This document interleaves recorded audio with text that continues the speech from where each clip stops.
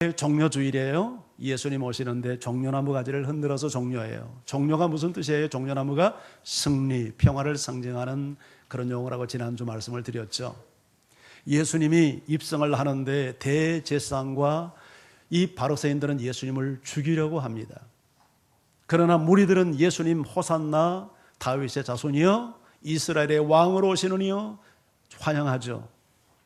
겉으로 보면 이 두 무리는 전혀 다른 무리 같지만 한 껍질을 벗기고 들어가면 그들은 동일한 무리였다고 말씀을 드렸어요. 왜요? 바로 이 예수님을 죽이려 하는 대제사장 무리들은 예수 때문에 자기들의 기득권이, 사회적 종교적 기득권이 박탈당할 위기를 놓이자 분노하며 예수를 죽이려고 해요. 예수를 환영했던 무리들은 예수님이야말로 우리의 욕망과 우리의 이기심을 충족시킬 바로 그분이라고 생각했기 때문에 열렬히 환영했어요. 이 두 사람의 공통점은 욕망이라는 우상을 숭배하고 있는 거예요. 그들은 닷새 후에 본색을 드러냅니다.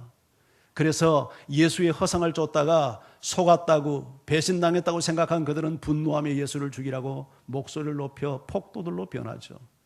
그들은 비로소 5일 후에 예수님을 죽인 게 아니라 이미 예수님을 열렬히 환영하는 그 시간 이미 예수님을 죽이고 있었던 거죠. 왜입니까? 예수의 허상을 붙드는 사람은 실상을 죽이는 실수를 범하고 있기 때문이죠. 오늘은 계속해서 여러분 고난주일을 맞아서 나귀를 타고 입성하신 예수님을 좀 우리가 주목해 보기 원합니다. 예수님은 왜 나귀를 타셨을까? 세 가지 중요한 예수님의 모습을 계시하기 위함인데 첫 번째, 예수님이 겸손한 왕 되심을 계시하기 위해서입니다. 이미 스가랴 선지자가 예언하지 않았습니까? 그리고 무리들이 외치지 않습니까? 당신은 이스라엘의 왕이라고, 내 왕이 임하셨다고. 예수님은 분명 왕입니다. 이스라엘의 왕일 뿐만 아니라 만왕의 왕이셨죠. 그러나 분명한 것은 세상의 왕들과는 분명히 다른 왕이었습니다. 세상의 모든 왕들은 힘과 권력으로 사람들을 지배하고 군림하는 왕이지만, 그래서 힘의 상징인 백마를 타고 군마를 타고 입성하지만 예수님은 나귀, 그것도 새끼 나귀를 타고 입성을 하십니다. 말은 굉장히 힘이 세고 굉장히 빠릅니다. 그래서 주로 전쟁터에서 사용이 됩니다. 말을 탄 왕의 모습은 피 흘린 전쟁터에서 승리하고 돌아오는 모습을 연상케 합니다. 그러나 나귀는 그렇지 않습니다. 힘도 말처럼 세지 않고 빠르지도 않습니다. 그저 짐을 나르는 짐승일 뿐입니다. 그래서 나귀는 비천함의 상징입니다. 그런데 예수님께서 이런 비천함의 상징인 나귀를 타신 것을 스가랴 선지자는 너희 왕이 겸손하여 나귀를 탔다 이렇게 예언을 합니다. 스가랴서 9장 9절을 다시 보면 보라 내 왕이 내게 임하시나니 그는 공의로우시며 구원을 베푸시며 겸손하여서 나귀를 타시나니 그 나귀의 작은 것 곧 새끼 나귀니라. 여러분, 겸손하신 예수님을 자기를 부풀리려고 하지 않습니다. 자기를 과시하려고 하지 않습니다. 겸손하여 나귀를 타십니다. 신약성경도 예수님을 이렇게 소개합니다. 빌립보서 2장 5절 8절 너희 안에 이 마음을 품으라 곧 그리스도 예수의 마음이니 그는 근본 하나님의 본체시나 하나님과 동등됨을 취할 것으로 여기지 아니하시고 오히려 자기를 비워 종의 형체를 가지사 사람들과 같이 되셨고 사람의 모양으로 나타나사 자기를 낮추시고 죽기까지 복종하셨으니 곧 십자가에 죽으심이라. 예수님은 하나님이셨지만 하나님의 본체셨지만 하나님과 동등된 분이었지만 그 동등됨을 취하지 않고 사람과 같이 되셨다고 말합니다. 자기를 낮추셨습니다. 그래서 십자가에 죽기까지 아버지에게 복종하셨다고 말씀합니다. 예수님은 자기의 권리를 주장하지 않습니다. 자기의 지위도 강조하지 않습니다. 자기를 내려놓습니다. 낮추십니다. 그리고 죽기까지 아버지에게 복종합니다.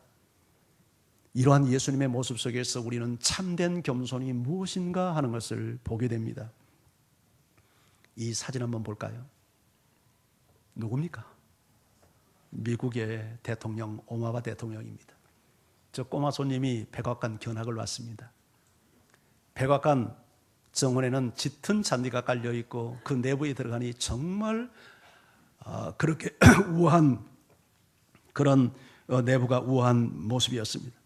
마주치는 사람들마다 근엄한 표정으로 이 소년을 바라보았습니다. 중앙의 방까지 들어가니까 커다란 책상, 집무용 책상이 나타나고 대통령이 일어서며 견학원 꼬마 손님에게 안녕 하고 살갑게 인사를 합니다. 그런데 꼬마 소년이 보니까 대통령의 곱슬곱슬한 헤어스타일이 자기와 닮았어요. 그래서 대통령에게 말합니다. 대통령 아저씨, 저랑 머리가 똑같아요. 대통령님, 대통령 아저씨 머리 한번 만져보면 안 될까요? 그 순간 오바마 대통령은 허리를 숙였어. 그 아이가 자신의 머리를 만질 수 있도록 허리를 숙여주는 모습이었습니다. 이 사진과 함께 이 뉴스가 전파를 타고 미국의 전역에 알려졌을 때 온 미국이 서민적이고 겸손한 오바마 대통령에게 열광합니다. 그리고 연임에 성공합니다. 진정한 권위는 허리를 숙인다고 손상되지 않습니다. 오히려 겸손할수록, 허리를 숙일수록 그 권위는 더 존중되어질 것입니다. 세상엔 거짓된 겸손도 있습니다. 허리를 숙인다고 다 진정한 겸손은 아니죠. 겸손을 영어로는 휴멀리티라고 합니다. 이 단어는 라틴어 휴무스에서 왔다고 합니다. 땅이라는 뜻입니다. 여러분, 왜 겸손을 땅이라고 하는 단어와 이 겸손이 서로 동일한 단어가 될 수 있을까요? 사실 땅은 언제나 모든 것 아래에 있습니다. 그리고 모든 것을 품습니다. 모든 것을 섬깁니다. 땅은 하늘 아래에 있습니다. 그리고 땅은 나무 아래에 있습니다. 땅은 사람의 발 아래, 짐승의 발 아래에 거합니다. 이 땅은 식물 아래에 있습니다. 가장 낮은 곳에서 모든 것을 받들고 모든 것을 받아들입니다. 하늘에서 내리는 비도 받아들이고 눈도 받아들입니다. 사람이 내뱉는 그 더러운 가래침도 받고 똥과 오물 같은, 조증 같은 오물도 받아들입니다. 받아들일 뿐만 아니라 모든 것을 소화시킵니다. 그것들을 곰삭에서 생명을 자라게 하는 자양분을 만들어냅니다. 그래서 식물을 길러내고 동물과 사람에게 먹을 것을 제공해 줍니다. 땅은 이처럼 가장 낮은 곳에서 모든 것을 받아들여 생명을 잉태시키는 일을 해냅니다. 그러나 이렇게 소중한 일을 하면서도 땅은 결코 자신을 내세우거나 자기를 자랑하거나 주장하지 않습니다. 겸손은 땅과 같이 되고 땅과 같은 사람이 되는 것이라고 라틴 사람들, 로마 사람들이 그렇게 이해했던 것입니다. 실제로 그렇습니다. 겸손한 사람은 모든 사람을 수용하며 생명을 이처럼 살려냅니다. 땅처럼 말이죠. 겸손한 사람을 만나면 그래서 치유가 일어나고, 겸손한 사람을 만나면 변화가 일어나고, 겸손한 사람을 만나면 에너지를 얻습니다. 우리 예수님이 바로 땅과 같은 분이었습니다. 저 하늘 보좌를 버리고 낮고 천한 인간 세상에 오셔서 인간이 되시고 종이 되셔서 피조물 있는 우리를 섬겨주신 것입니다. 이처럼 땅과 같이 겸손한 사람은 삶에 여유가 있습니다. 더 많은 것을 얻으려고 쫓겨다니며 허둥대지 않습니다. 남보다 더 강해지려고 바둥대거나 남을 이기기 위해서 더 많은 것을 소유하려고 남과 투쟁하고 싸우지도 않습니다. 겸손한 사람은 세상 사람들이 쫓아가는 권력이나 명예나 재물을 얻기 위해서 결코 목숨을 걸지 않습니다. 남들에게 자신을 자랑하기 위해서 과시하지도 않습니다. 자기를 오히려 드러내지 않습니다. 오히려 자기는 낮은 곳에 처하며 남들을 높여주고 드러냅니다. 여러분, 겸손은 실력이 없이는 가질 수 없습니다. 깊은 내공이 있는 사람만이 이런 겸손을 가질 수 있습니다. 겸손은 허약의 모시가 아닙니다. 표현이 아닙니다. 겸손은 정말 위대함의, 그리고 강함의, 그리고 정말 성숙의 고백이요 표현입니다. 이렇게 겸손하게 산 사람은 마음의 기쁨이 있고 감사가 넘칩니다. 겸손한 사람은 모든 것에 감사합니다. 그리고 기쁨과 감사가 넘치면 영도 마음도 육체도 건강해집니다. 감사하며 살아보세요. 여러분의 질병이 떠나갑니다. 불평하고 늘 꼬장꼬장하고 늘 짜증내고 살아보세요. 암이 서식합니다. 그러나 기뻐하며 감사하며 찬양하며 늘 얼굴에 미소를 갖고 한번 살아보세요. 이런 사람은 절대 암이 한 길로 왔다가 7길로 도망치는 역사가 나타납니다. 할렐루야. 겸손한 사람은 인색하지 않습니다. 째째하지 않습니다. 겸손한 사람은 땅처럼 풍성히 베풀며 살아갑니다. 모든 사람을 섬깁니다. 우리는 낙이 타고 입성하신 예수님의 모습에서 이런 겸손의 위대함을 발견합니다. 우리 또한 이 예수님을 따르는 자가 되어야 할 것입니다. 혹 누군가가 나를 높여주지 않는다고 불평하고 있지는 않습니까? 혹 더 인정해주지 않고 세워주지 않는다고 투정 부리고 있지는 않습니까? 그렇다면 정말 우리 회개해야 합니다. 그것은 우리가 닮아야 될 모습이 결코 아니기 때문입니다. 우리는 높임을 받기보다 남을 높이는 사람, 섬김을 받기보다는 섬기는 사람, 우리는 거기서 기쁨을 얻고 보람을 얻는 사람이 되어야 합니다. 그것이 주님께서 우리에게 보여주신 본이기 때문입니다. 내 주변에 나보다 더 낮은 자리에서 나를 섬기는 사람이 있다면, 내 주변에서 나보다 더 겸손한 사람이 있다면 우리 회개해야 합니다. 그리고 그 사람보다 더 낮은 곳에서 그 사람보다 겸손하게 우리는 섬기기를 힘쓰는 사람이 되어야 합니다. 그리할 때 하나님은 정말 그 사람을 높일 것입니다. 할렐루야, 할렐루야. 두 번째, 낙이 타신 예수님의 모습에서 우리는 섬김의 왕을 만나게 됩니다. 예수님은 우리를 섬기기 위해서 오셨습니다. 그래서 군마를 타지 않습니다. 나귀를 탑니다. 예수님은 이렇게 당신 자신이 소개하며 말씀합니다. 마태복음 11장 28절 29절 수고하고 무거운 짐진 자들아 다 내게로 오라. 내가 너희를 쉬게 하리라. 나는 마음이 온유하고 겸손하니, 나는 마음이 온유하고 겸손하니 나의 멍에를 메고 내게 배우라. 그리하면 너희 마음이 쉼을 얻으리니. 수고하고 무거운 짐진 자들을 향하여서 내게 오라고 부릅니다. 왜 부릅니까? 섬기겠다는 겁니다. 내가 너희를 쉬게 만들어 주겠다고 말합니다. 나는 마음이 온유하고 겸손하니 내게 맹해를 메고 내게 배우라고 말합니다. 그리하면 너희 마음이 쉼을 얻을 것이라고 말합니다. 세상에 수고를 모르고 살 인생이 어디 있고 무거운 짐이 없는 인생이 어디 있겠습니까? 이제 초등학교에 갓 들어간 어린 아이들 책가방을 보니까 지 몸무게만한 책가방을 등에 짊어지고 다닙니다. 어려서부터 우리가 노인이 되어서 이 세상을 떠나는 순간까지 사람들은 다 무거운 짐을 지고 삽니다. 그리고 사람들은 지쳐있는 사람 별로 좋아하지 않습니다. 짐진 사람 별로 좋아하지 않습니다. 왜? 나에게 부담 주니까.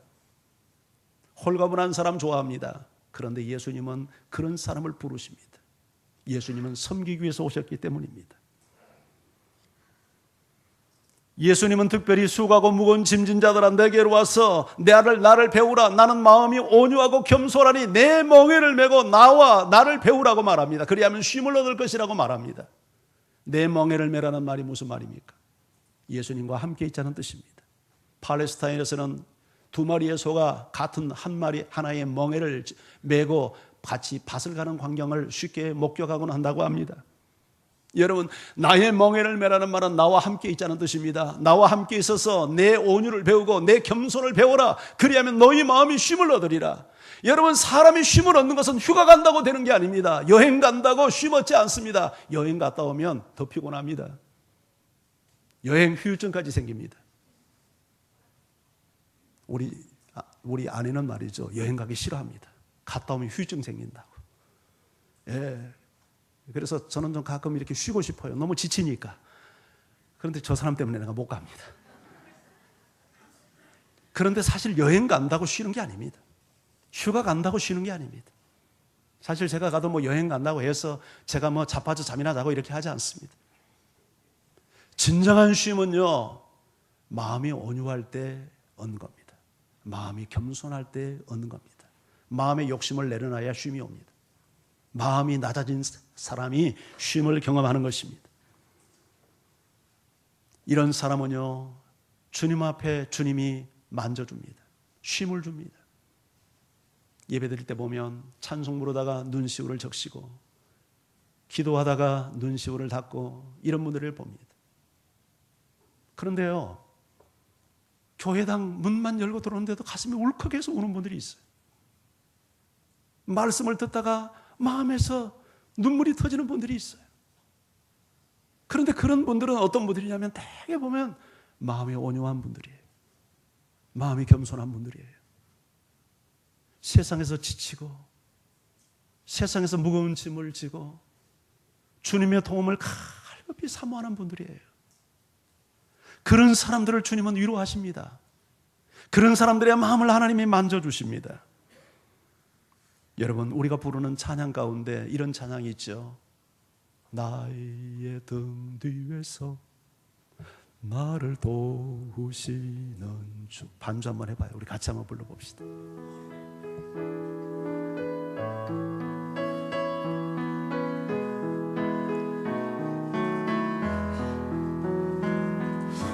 나의 등 뒤에서 나를 도우시는 주, 나의 인생 길에서 지치고 고나요 매일처럼 주저앉고 싶을 때 나를 밀어주시네. 일어나 걸어라 내가 힘을 주니. 아멘. 일어나 너 걸어라 내 너를 도우리. 나의 등 뒤에서 나의 등 뒤에서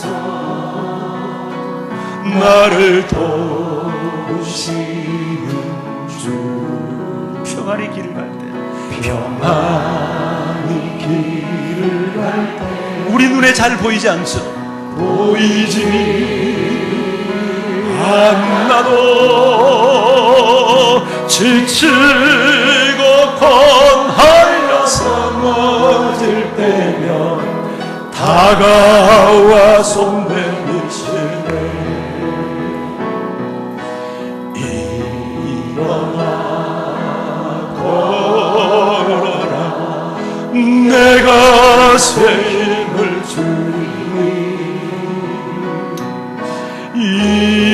일어나 너 걸어라 내 너를 도우리. 나의 등 뒤에서 나의 등 뒤에서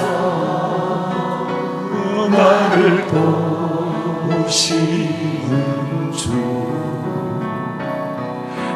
때때로 뒤돌아보면 여전히 계신 주. 잔잔히 서로 바라보시며 나를 제쳐가시네.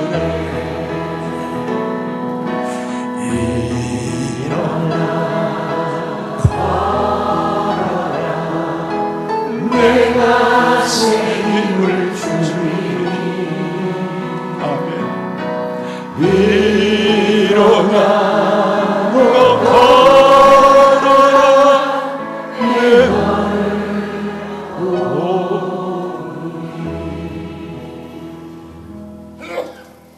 아멘. 세상에 수고와 무거운 짐 때문에 혹시 울고 계신 분이 계십니까?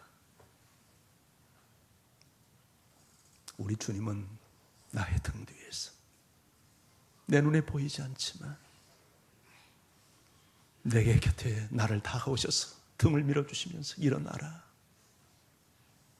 함께 걷자, 내가 널 도와줄게, 그렇게 말씀하십니다. 평안히 길을 갈 때는 내 눈에 보이지 않지만 지치고 고나여 넘어질 때는 주님이 다가오셔서 사랑하는 아들아, 사랑하는 딸아, 일어나, 내가 네 손 잡아줄게, 나와 함께 길을 가자. 주님은 우리를 위로해 주십니다. 우리 예수님은 우리를 섬기기 위해서 오셨습니다. 그래서 백마가 아닌 비천한 나귀를 타고 오신 것입니다. 예수님은요, 잘난 사람, 똑똑한 사람, 힘 있는 사람 곁에 다가가지 않으셨지만 가난하고 병들고 소외되고 의지할 것 없는 사람 곁에 다가가셔서 친구가 되어 주셨습니다. 세상에서 버림받는 창기들 곁에 다가오셔서 그들을 위로해 주셨고, 세상에서 손가락질 받는 세리들 곁에 가셔서 음식을 같이 먹으며 그들을 위로했습니다. 가족들마저 버려버린 나 환자들 곁에 다가가셔서 그들의 환부를 직접 만지시며 그들의 병을 고쳐주셨고, 그들의 육신의 병만이 아니라 그들의 환부를 마치며 보이지 않는 마음까지 치료해 주셨습니다. 불치병 환자들, 어떤 소망도 갖지 못하고 살아가는 절망하는 이들 곁에 가셔서 그들의 불치의 병을 고쳐주시며 그들에게 삶의 용기를 주셨습니다. 지금도 우리 주님은 우리 곁에 다가오셔서 우리를 만지십니다. 우리를 치유해 주십니다. 사랑하는 아들아, 사랑하는 딸아, 그래, 너의 눈물을 안다. 너의 수고를 안다. 너의 무거운 짐을 안다. 일어나라. 내가 새 힘을 줄게. 나와 함께 가자. 낙이 타고 오신 주님, 그 좋으신 주님, 우리를 위로하시는 그 주님, 이 시간도 손 내미시기 바랍니다.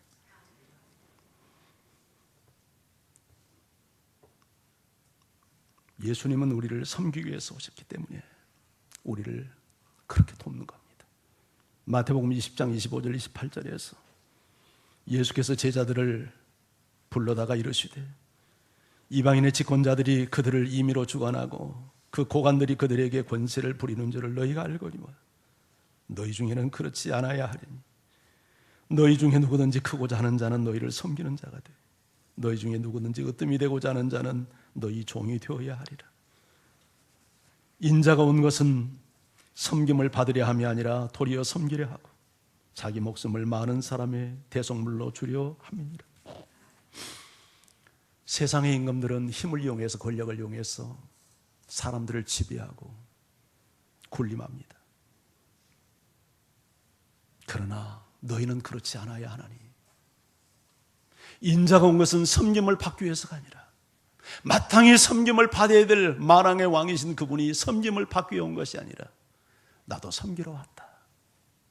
나도 지친 사람들, 무거운 짐을 지고 고난 사람들 돕기 위해서 왔다. 하나님이신 그분이 피조물인 우리를 섬기기 위해서 오셨답니다.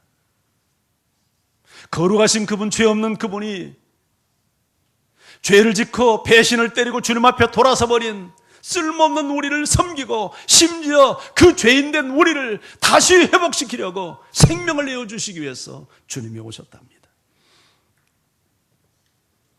그러면서 당부합니다. 너도 나처럼 섬겨오지 않겠니? 세상의 집권자들은 지배하고 군림하지만 너희는 그렇지 않아야 하나니. 너희는 그렇지 않아야 하나니. 이 시대의 지성이라고 일컫는 신영복 선생, 그분이 쓴 책, 그분이 평소에 강의를 했던 가장 중요한 강의 내용들을 책으로 엮은 책이 담론이라는 책입니다. 거기서 이런 말을 합니다. 자부심은 고난을 견디게 한다. 이 말이 무슨 말이냐면 사람을 돕는데 물질을 주어서 돕는 것도 좋은 방법인데 정말 좋은 방법은 정신적인 도움을 줘야 된다는 거예요. 자부심을 갖게 하라는 거예요. 그것이 그 사람을 살리는 도움이 된다는 거예요. 그러면서 이런 말을 합니다. 우산을 받들어 주는 것도 귀한 섬김인데 정말 필요한 것은 우산을 씌워주는 섬김보다 차라리 그와 함께 비를 맞는 것이 더 소중한 섬김이다. 높은 위치에서 적선하던 사람을 돕는 도움보다 그 사람이 고통 속에 동참해서 함께 동참을, 그 고통을 동참하는 것이야말로 위대한 섬김이라고 이야기한 겁니다. 우리 예수님이 그렇게 우리를 섬기지 않았습니까? 예수님은 하나님의 아들이기 때문에 전능자입니다. 그 전능한 능력을 가지고 병자들의 병을 고치고 배고픈 사람에게 떡을 먹입니다. 그런데 병을 고침받았다고, 그리고 예수님에게 떡을 얻어 먹었다고 변화된 사람의 수는 그렇게 많지 않습니다. 그들은 더 많은 떡을 주지 않는다고, 더 온전한 치료를 하지 않는다고 오히려 불평했을 뿐입니다. 예수님은 그래서 우산을 씌워주는 섬김이 아니라 우리와 함께 비를 맞는 섬김을 하셨습니다. 하나님이신 그분이 인간 세상에 오셔서 우리와 같이 되시고 우리가 겪는 모든 고통을 그분이 체휼하십니다. 직접 경험하십니다. 그래서 주님이 우리를 위로하지 못할 부분이 없다라고 말합니다. 심지어 내가 당해야 될 죽음을 예수님이 대신 당하십니다.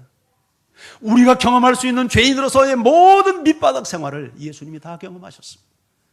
그래서 죽은 자를 살릴 수 있고, 그래서 어떤 고통과 실패와 아픔 속에 있는 사람도 주님 곁에 가면 치유가 일어나는 겁니다. 우리 주님은 그렇게 우리를 섬기면서 나도 이렇게 섬기기 위해서 왔으니 너도 이렇게 섬겨야 되지 않겠니? 하고 우리에게 말씀을 하신 것입니다.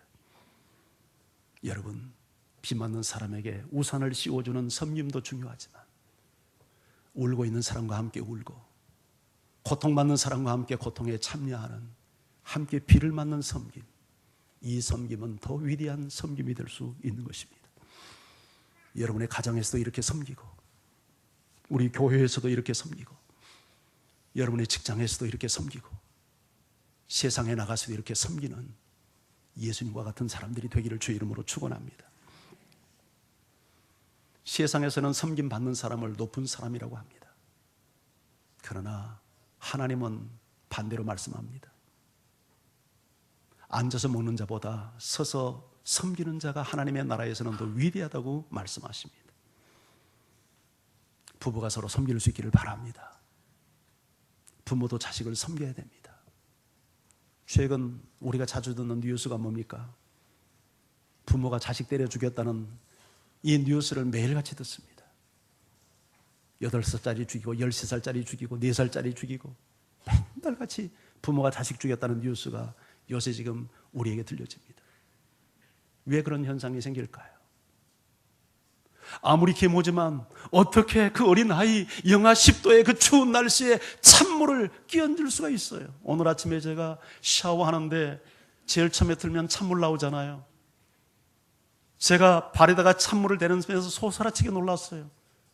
1분 정도 기다리니까 더운 물 나오더라고요. 그러면서 원영이 생각했어요. 못된 년, 세상에 이렇게 차가운 물을 어떻게 어린아이 몸에 끼얹을 수가 있어? 지가 한번 끼얹어 보지. 못된 년 하고 제가 욕했어요. 여러분, 아무리 지 자식으로 지 배로 낳지 않는 자식이라고 하지만 어떻게 이부 자식이지만 그렇게 할 수 있어요? 그 어린 7살짜리 아이에게. 오늘날 많은 사람들이 자식을 하나님이 내게 주신 선물이라고 생각하지 않고 내 소유물이라고 생각합니다. 내가 낳았으니 내 것이라고 생각합니다. 그래서 내 마음대로 할 수 있다는 겁니다. 남의 자식이 왜 상관해요? 그러나 성경은 그렇게 말하지 않습니다. 내 자식 아닙니다. 하나님의 것입니다.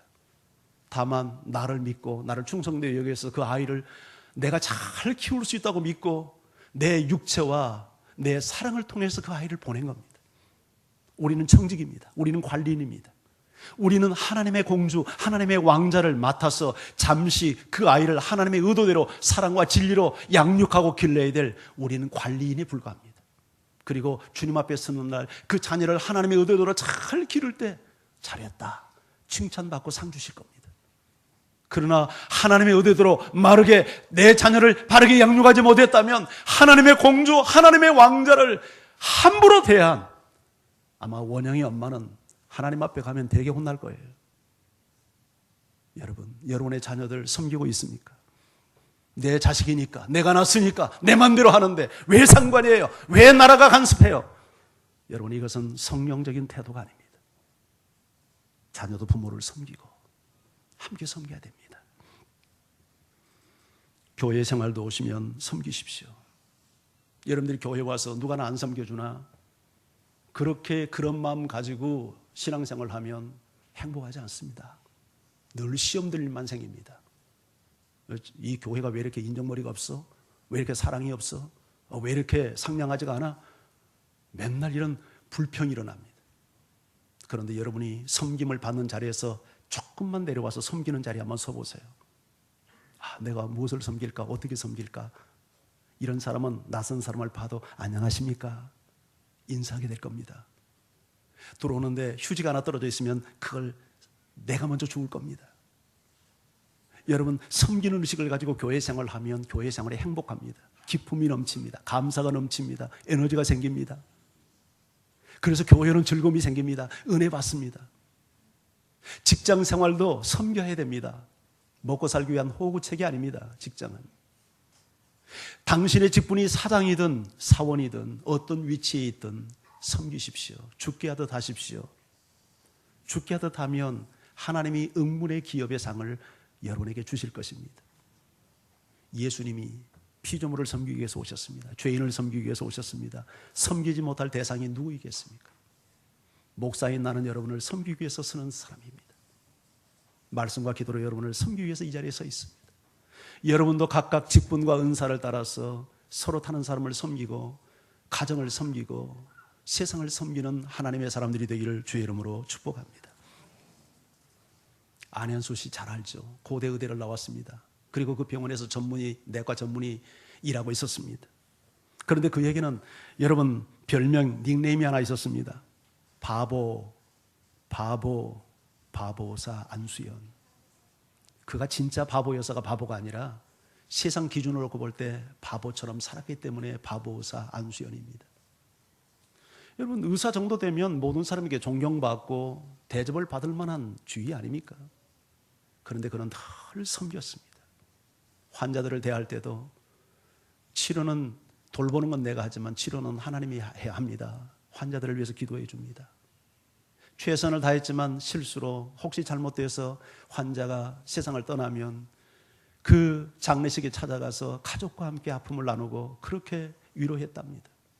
2000년 의학 분업이 생겨서 모든 의사들이 일손을 놓고 환자들을 돌보지 않을 때 동료 의사들의 눈총을 받으면서 병실에 남아 환자들을 지켰답니다.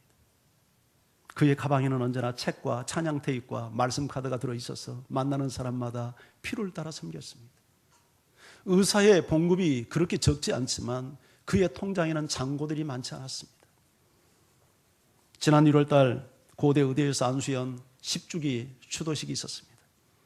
그때 부총장 김효명 씨는 그 추도사에서 학생들이 안수연 씨 이야기를 듣고 많은 사람들이 의대에 지원한다는 얘기를 했습니다. 안수연 의사, 바보 의사, 그게 예수님의 삶이 아니었겠습니까? 예수님은 하나님이었지만 낮고 천한 이 세상에 나귀를 타고 오셨습니다. 왜요? 우리를 섬기기 위해서 오심을 드러내기 위해서였습니다. 마지막으로 나귀 타신 예수님은 구원의 왕이었습니다. 율법에서 제사에 쓰이는 짐승은 멍에를 메거나 짐을 나르거나 사람을 태운 경험이 없는 제사, 이 짐승이어야 합니다. 예수님은 사람이 한 번도 타거나 짐을 나르지 않는 작은 나귀, 새끼 나귀를 타셨습니다. 그것은 무엇을 의미합니까? 예수님 당신 자신이 하나님 앞에 제물이 되어야 되기 때문입니다. 예수님은 세상 죄를 지고 하는 어린 양으로 이 세상에 오셨습니다. 온 인류를 위한 제물이 되기 위해서 오셨습니다. 6월달에 200만에서 300만이 모였다죠. 너무 많은 사람이 오기 때문에 일일이 개인적으로 제사할 수 없어서 10명, 20명 단위로 제물을 드립니다. 그렇게 해도 6월절 한 번에 25만 마리가 넘는 엄청난 어린 양들이 희생을 당합니다.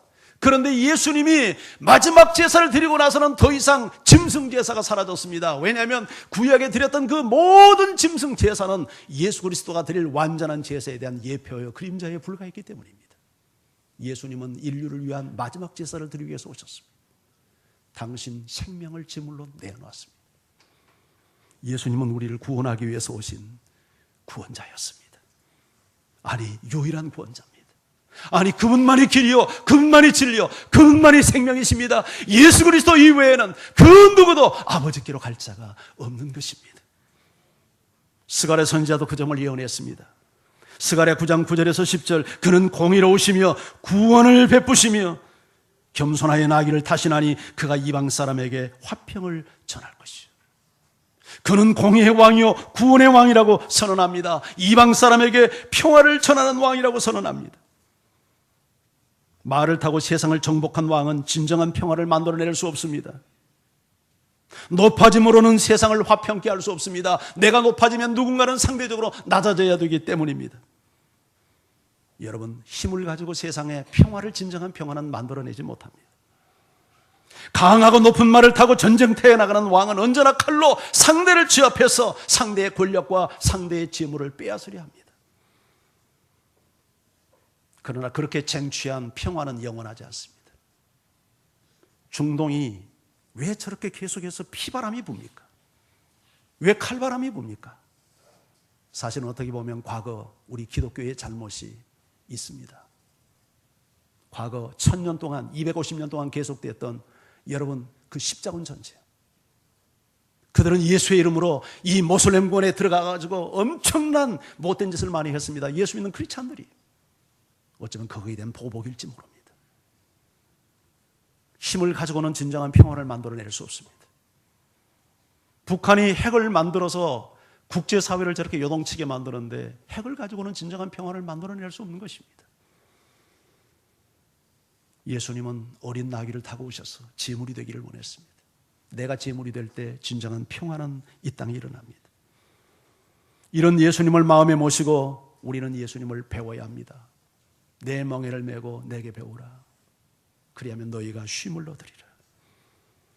이렇게 살았던 한 사람을 소개하고 싶습니다. 꿈 많은 10대, 그의 나이 15살 때 열병을 앓았던 이 소년은 후유증으로 시력을 잃어버리고 말았습니다. 꿈 많은 10대 때 시력을 잃었으니 얼마나 절망감이 컸겠습니까? 자살을 시도합니다. 그러나 실패했습니다. 그 이후에 소년은 서울에 있는 맹인학교에 들어와 공부합니다. 거기서 한 목사님을 통해서 복음을 들었고 1973년 여의도 광장에서 모였던 빌그람 대전도 집회를 통해서 예수님을 인격적으로 만나는 체험을 합니다.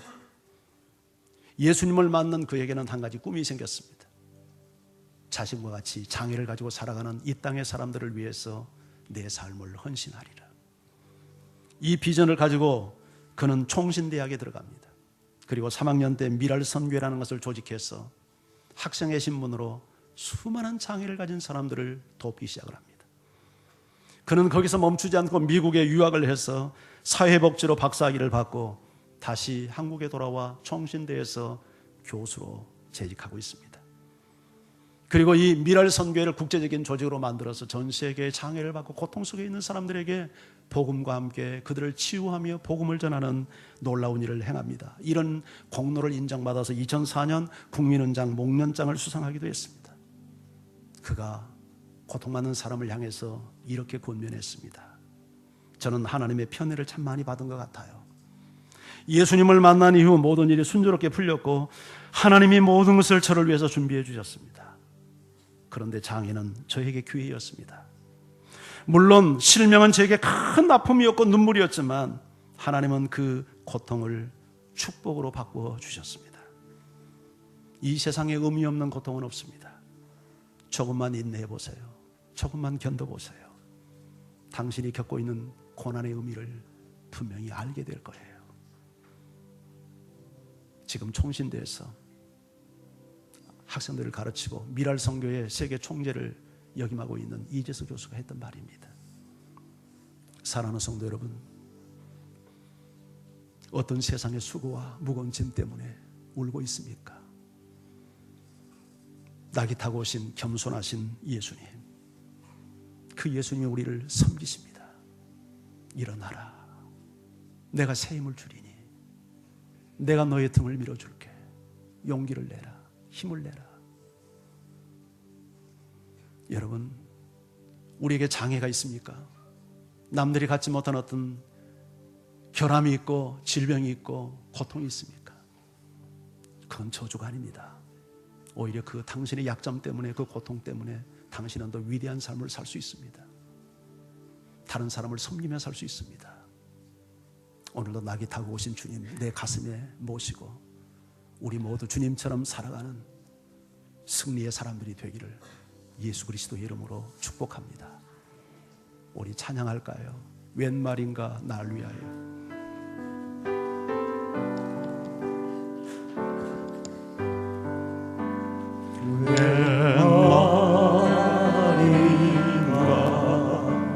날 위하여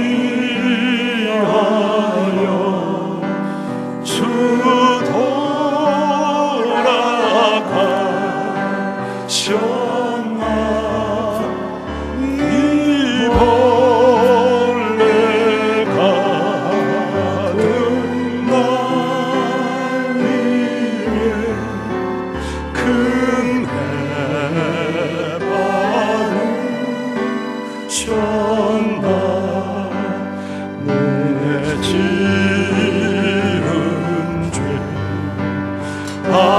지시고 못 박히셨으니 웬일인가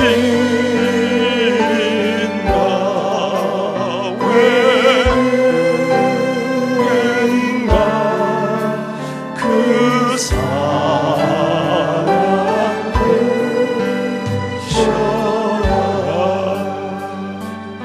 기도하겠습니다. 하나님 아버지, 하나님이신 당신이 낳고 전한 피조물인 나, 하나님께 범죄하며 등을 돌렸던 배신자인 나를 섬기기 위해서, 아니 나를 위해서 생명을 주시기 위해서 이 땅에 오시고 친히 몸을 찢어주셨습니다. 이제 그 주님의 살을 대합니다. 오늘도 우리 주님께서 나를 어떻게 섬기셨는가를 묵상하면서 나도 주님의 섬김을 받은 자로서 세상을 주의 이름으로 섬기는 결단을 하는 이 시간 되게 하옵소서. 예수님 귀하신 이름으로 기도합니다. 아멘.